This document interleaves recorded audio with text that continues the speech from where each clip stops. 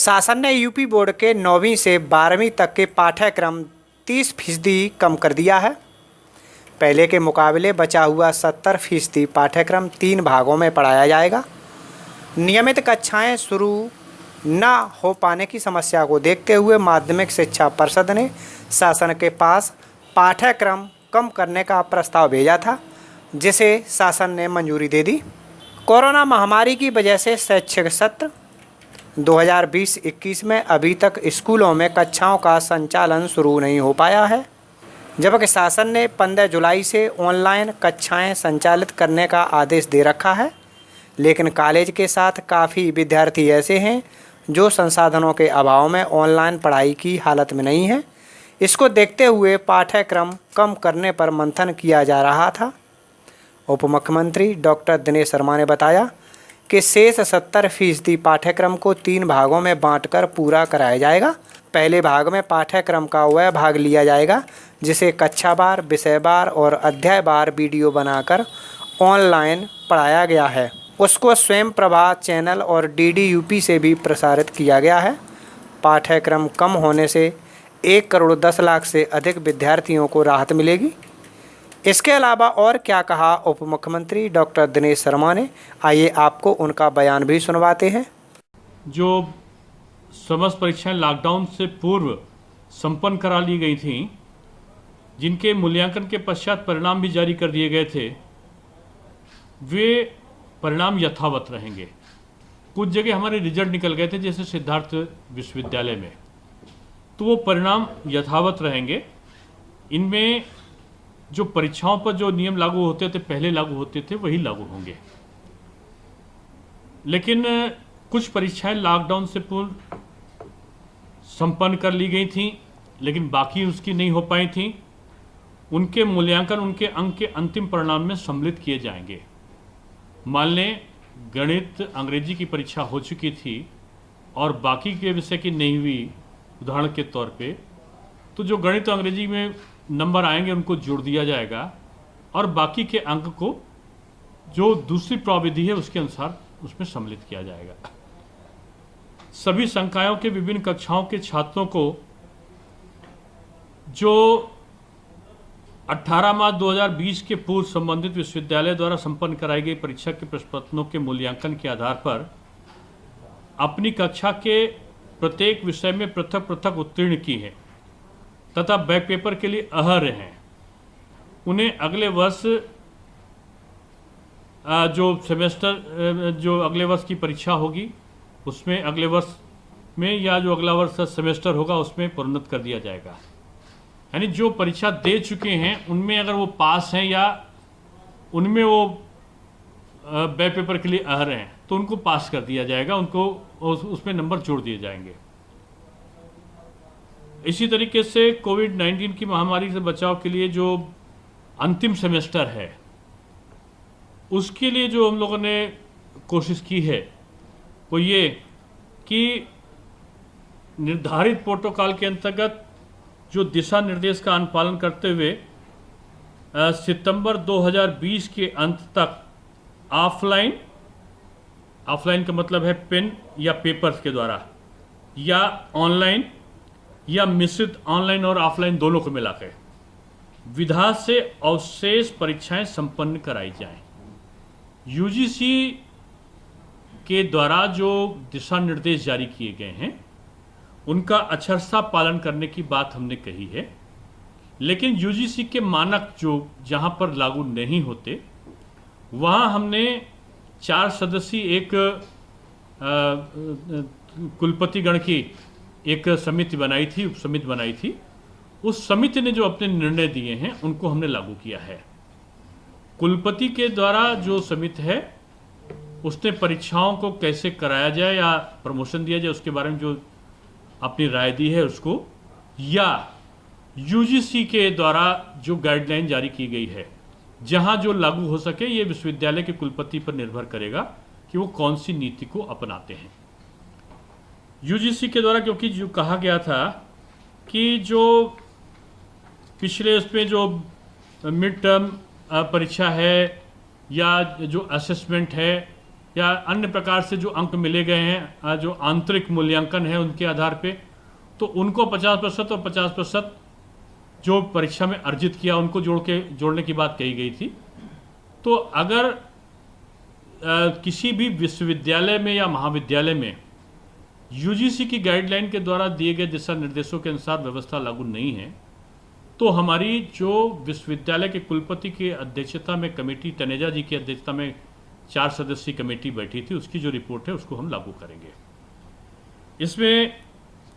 हमने परीक्षा के लिए विशेष अवसर का प्रावधान किया है, लेकिन इससे पहले मैं बता दूं कि निर्धारित प्रोटोकॉल और दिशा निर्देश का अनुपालन करते हुए सितंबर 2020 के अंत तक ऑफलाइन पेन और पेपर, ऑनलाइन मिश्रित, ऑनलाइन या ऑफलाइन विधा से अवशेष परीक्षाएं संपन्न कराई जाएंगी, ये मैंने आपको बताया। स्नातक अंतिम वर्ष की परीक्षाएं 30 सितंबर तक संपन्न करा ली जाएंगी। स्नातक अंतिम वर्ष का परीक्षाफल, ये स्नातक और स्नातकोत्तर द्वितीय वर्ष के लिए मैं कह रहा हूं, का 15 अक्टूबर तक और स्नातकोत्तर अंतिम वर्ष का परीक्षा परिणाम 31 अक्टूबर तक घोषित कर दिया जाए। यानी सितंबर में इनकी परीक्षा को करा के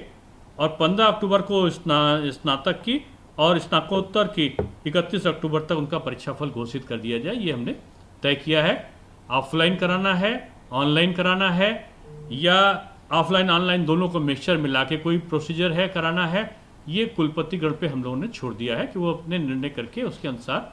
परीक्षा को संपन्न करा के यूजीसी की जो गाइडलाइन है उसके अनुसार परीक्षा का संपन्न करा देंगे। परीक्षा के लिए विशेष अवसर का प्रावधान हमने किया है कि किसी कारणवश यदि छात्र अंतिम सेमेस्टर या अंतिम वर्ष की विश्वविद्यालय की परीक्षा में सम्मिलित नहीं हो पाता है, मान लो वो सम्मिलित नहीं हो पाया, कोविड-19 में बीमार पड़ गया या बाहर से नहीं आ पाया, तो अंतिम वर्ष की जो हम सितंबर में परीक्षा कर रहे हैं, इस छात्र को उस कोर्स या प्रश्न पत्र की विशेष परीक्षा में सम्मिलित होने के लिए अवसर हम देंगे। उसको अवसर हम भविष्य में देंगे और विश्वविद्यालय की सुविधानुसार इस परीक्षा को हम आयोजित करेंगे, जिससे छात्र को किसी भी प्रकार की कोई न तो असुविधा हो न क्षति हो। अब ये उपयुक्त प्रावधान चालू शैक्षणिक वर्ष 19-20 के लिए केवल एक बार लागू होगा,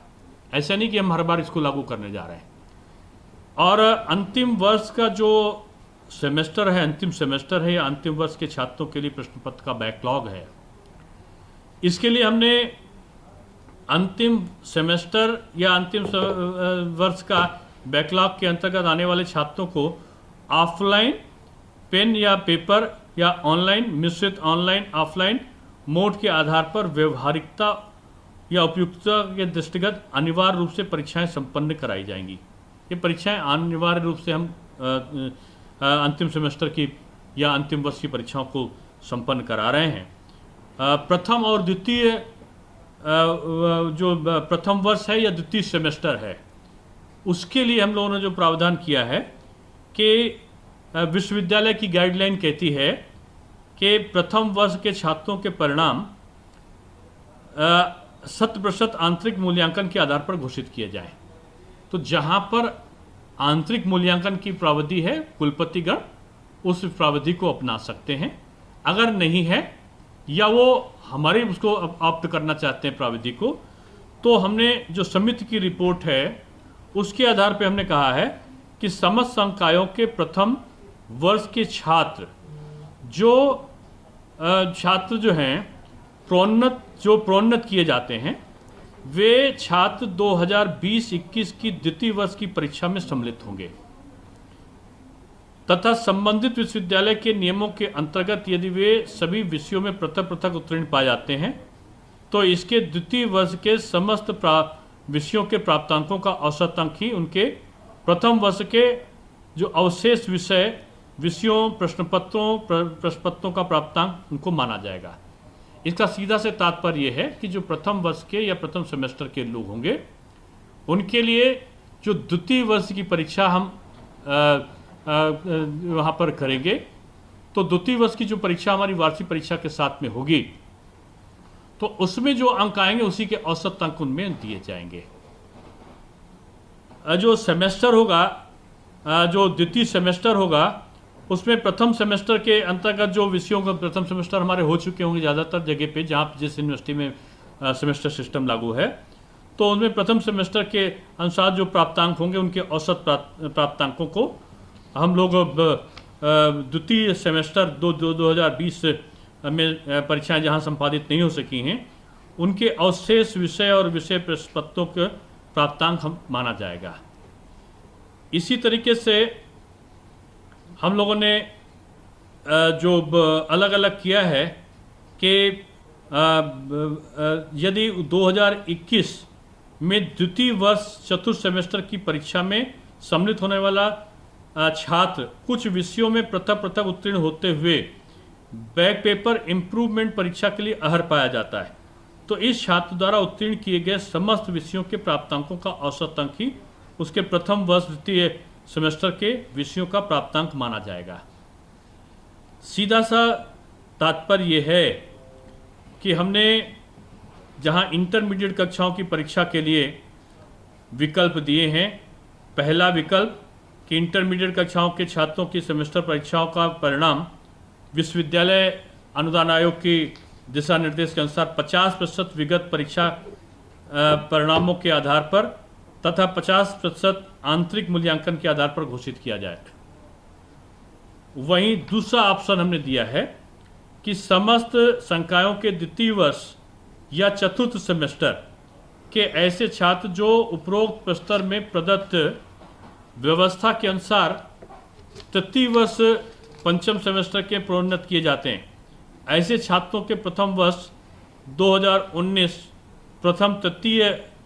सेमेस्टर के सभी विषयों के प्राप्तांकों का औसत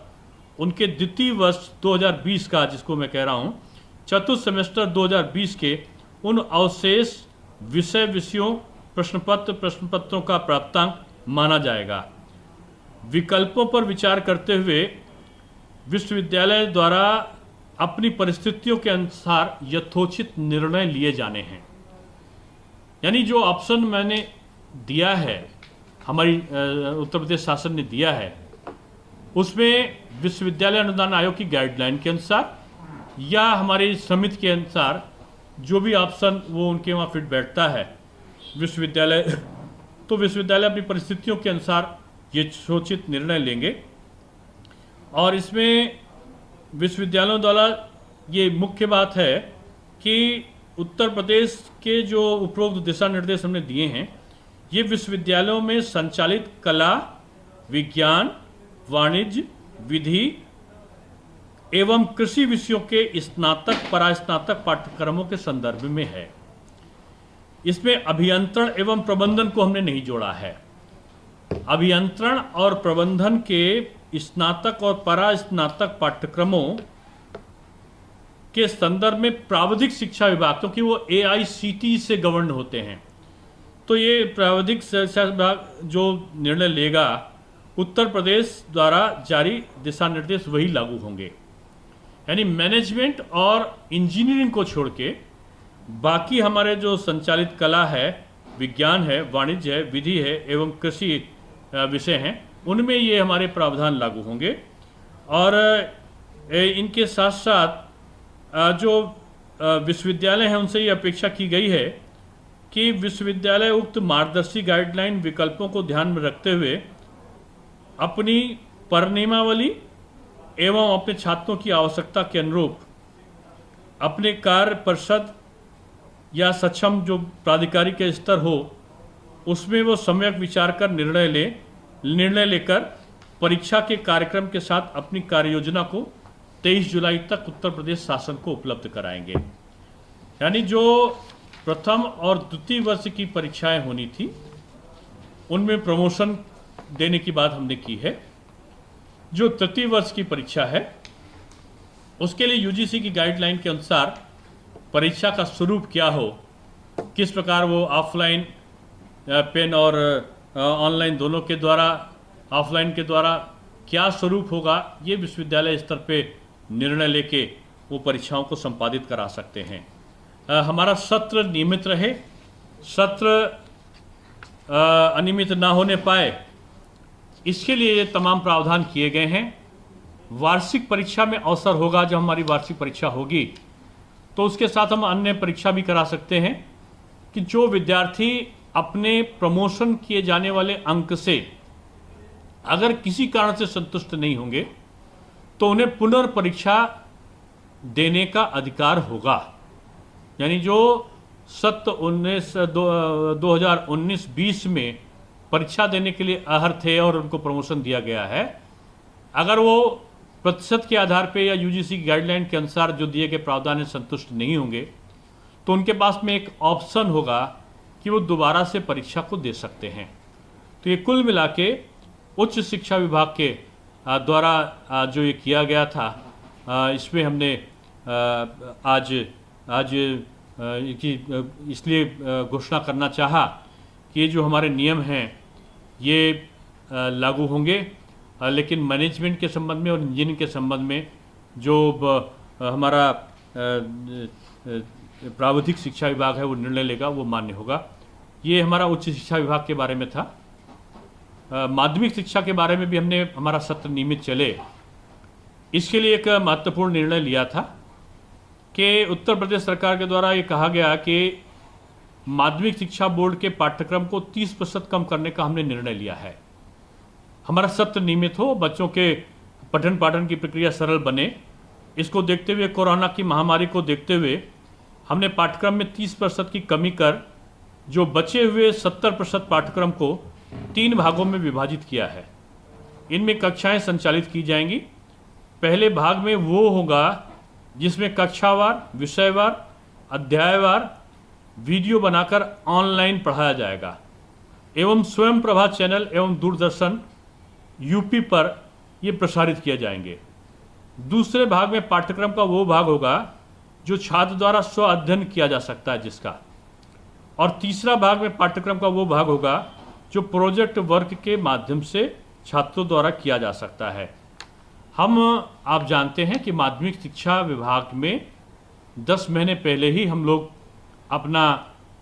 जो शैक्षिक पांचांग है उसको जारी कर देते हैं। परीक्षा कब शुरू होनी, परीक्षा कब समाप्त होगी, रिजल्ट कब निकलेगा, इस प्रकार करते थे। लेकिन अभी कोरोना का जो संक्रमण है उसके कारण इस प्रकार के निर्णय लेने पड़े हैं और हम जल्दी ही विषय विशेषज्ञों के द्वारा कक्षावार, विषयवार, अध्यायवार बनाए गए शैक्षिक पंचांग के अनुसार शैक्षिक कैलेंडर एवं पाठ्य सामग्री क्रियाकलाप का माहवार वार्षिक एकेडमिक कैलेंडर हम निर्मित करेंगे और शैक्षिक पंचांग के अनुसार विश्वविद्यालय में पाठ्यक्रम को पढ़ाने, मूल्यांकन करने, मॉनिटरिंग कराने हेतु जो विद्यालय में जनपद में जो भी प्रक्रिया होगी उसको हम संपादित करेंगे।